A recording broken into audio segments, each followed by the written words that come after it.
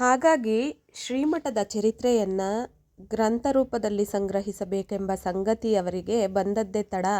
ಅದಕ್ಕೆ ಬೇಕಾದ ಎಲ್ಲ ದಾಖಲೆ ಮತ್ತು ಪುರಾವೆಗಳ ಸಂಗ್ರಹಕ್ಕೆ ಸನ್ನದ್ಧರಾದರು.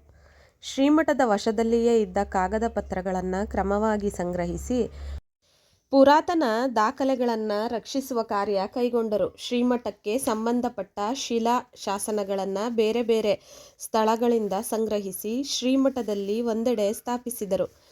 ಇದರಿಂದ ಶ್ರೀಮಠದ ಇತಿಹಾಸ ಅಭ್ಯಾಸ ಮಾಡುವವರಿಗೆ ಅನುಕೂಲವಾಗುವಂತೆ ಮಾಡಿದರು. ಇದರ ನಡುವೆ ಸೋಮೇಶ್ವರ ದೇವಾಲಯದ ಹಳೆಯ ಪ್ರತಿಮೆಗಳನ್ನು ರಕ್ಷಿಸಿದರು. ಕುಂತೂರಿನ ಸಂಗಪ್ಪ ಶಾಸ್ತ್ರಿ ಎಂಬ ಕವಿಯನ್ನು ಶ್ರೀಮಠಕ್ಕೆ ಬರಮಾಡಿಕೊಂಡು ಅವರಿಂದ ಶ್ರೀ ಸುತ್ತೂರು ವೀರಸಿಂಹಾಸನ ಗುರುಪರಂಪರೆ ಎಂಬ ಗ್ರಂಥವನ್ನು ರಚನೆ ಮಾಡಿಸಿದರು. ಇದೊಂದು ಷಡ್ಪದಿ ಕಾವ್ಯ. ಇದರಲ್ಲಿ ಸುತ್ತೂರು ಮಠದ ಚರಿತ್ರೆಯನ್ನು ಪದ್ಯಗಳ ರೂಪದಲ್ಲಿ ಬರೆಯಲಾಗಿದೆ. ಶ್ರೀಗಳು ಕೈಗೊಂಡ ಅಭಿವೃದ್ಧಿಯ ಕಾರ್ಯಗಳು ಹಲವಾರು. ಇವರೊಬ್ಬ ದಣಿವೇ ಇಲ್ಲದ ಕ್ರಿಯಾಶೀಲ ವ್ಯಕ್ತಿತ್ವ ಉಳ್ಳವರು. ಇವರ ದಿನನಿತ್ಯದ ಬದುಕು ಅತ್ಯಂತ ಸರಳ.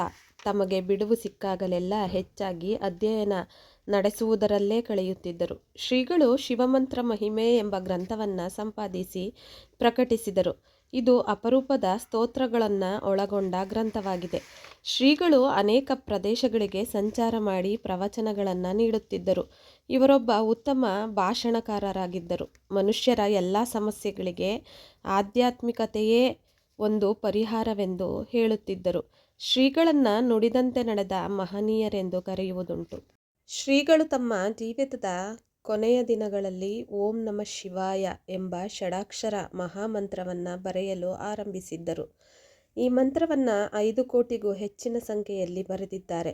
ಈ ನುಡಿಗಳು ಅವರ ಜೀವನದ ಉಸಿರಾಯಿತು. ಹಾಗಾಗಿಯೇ ಶ್ರೀಗಳನ್ನು ಮಂತ್ರಮಹರ್ಷಿ ಎಂದು ಕರೆಯುತ್ತಾರೆ. ಶ್ರೀಮಠವನ್ನು ವಿದ್ಯಾಕ್ಷೇತ್ರದಲ್ಲಿ ಕ್ರಾಂತಿ ಮಾಡುವುದಕ್ಕೆ ಅನುವು ಮಾಡಿದರು.